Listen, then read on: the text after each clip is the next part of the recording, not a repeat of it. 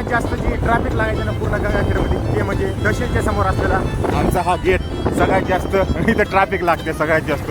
आता तरी थोडंसं सुधार केला आहे, नाही तर पहिलं पूर्ण ट्रॅफिक असायचं इथंच पूर्ण लांबपर्यंत ट्रॅफिक. आणि हे मेन चौक आहे आपल्या गंगाखेडचं. भाऊ दमानं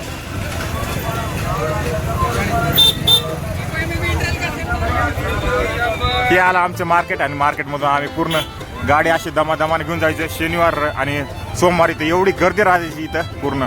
एवढं मार्केटमधून ट्युशनला यायचं पूर्ण मार्केट आहे. आणि ही आपली ट्युशन आलं मुंडेज इंग्लिश कोचिंग क्लासेस आणि सुयश कोचिंग क्लासेस. हे होते मॅथ आणि सायन्स आणि आमच्या मुंडे सरचं इंग्लिश क्लास. आणि साईडला पूर्ण मार्केट बसलेलं आहे. आज शनिवार नाही आज गुरुवार आहे, तरी मार्केटला माणसं जास्त नाही पण खूप जास्त माणसं असायचं एवढे पूर्ण. मागं ट्युशन गेलं. आता ट्युशन झाल्याच्या नंतर तिसरी गोष्ट म्हणजे सगळ्यात जास्त फेमस आहे जे की गंगाखेडची आहे ज्ञानमामाची कलम.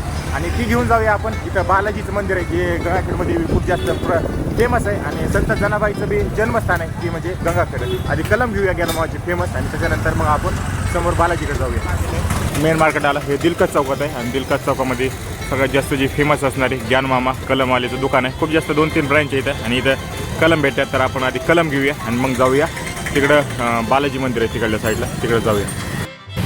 तिथं कापायला लागली ही अशा प्रकारची कलम असते जी की खूप जास्त फेमस आहे आपल्या ज्ञानमामाची. आणि पुन्हा चिवड्या सगळंच भेटते इथं. तरी हे दिसायला लागली समोर आहे आपली गोदावरी. आणि इकडं पाण्याचा फ्लो बरं कसलं व्हायला लागले. आणि समोर ते पूल नव्हता, पूल बांधला.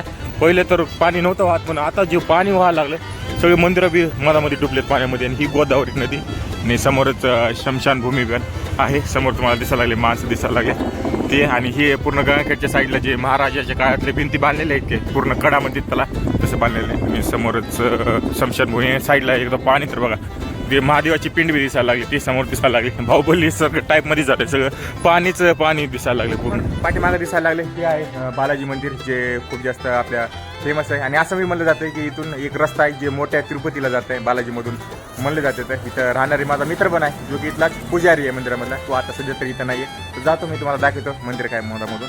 आपल्या साईडला आपण एंट्री काढली. हा काहीतरी दिसायला अशा प्रकारचा रथ आहे. ह्या मंदिरामध्ये पूर्ण गोल फिरलं जातं. इथं स्तंभ आहे, स्तंभाच्या साईडनं चारी साईडनं फिरलं जातं.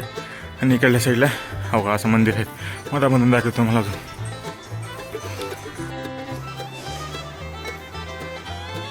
बालाजीची मूर्ती जी खडी आहे आणि सगळं दिसायला लागले मधात. आणि पलीकडल्या साईडला आहे इकडल्या साईडला जी गोविंदाची मूर्ती ती झोपलेली आहे मधामध्ये. आणि पूर्ण अशा प्रकारचं मंदिर आहे.